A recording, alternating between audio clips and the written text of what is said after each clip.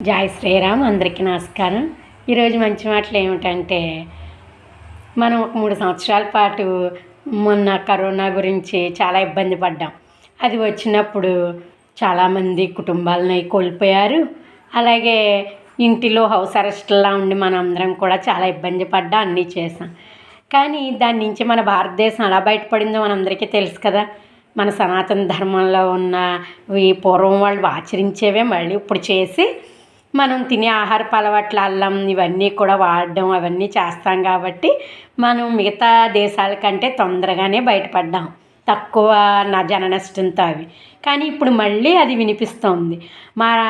కొన్ని రాష్ట్రాల్లో మళ్ళీ అది కొంత శాతం కనిపిస్తుందని భయపడుతున్నారు.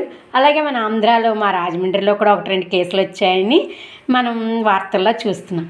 కానీ డాక్టర్లు చెప్తున్నారు భయపడక్కర్లేదు, మనం ఇదివరకట్లాగే జాగ్రత్తగా ఉంటే చాలు అని.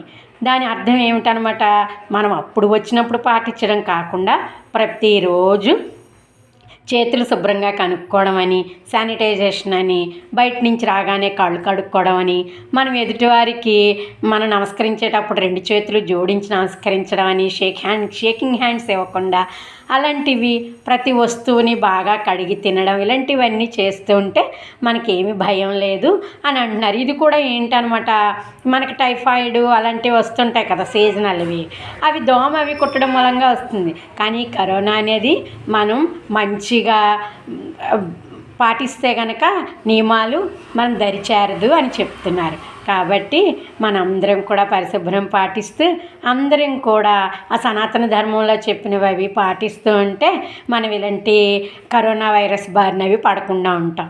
అందరూ బాగుండాలి, అందులో నేను ఉండాలి. హరే కృష్ణ.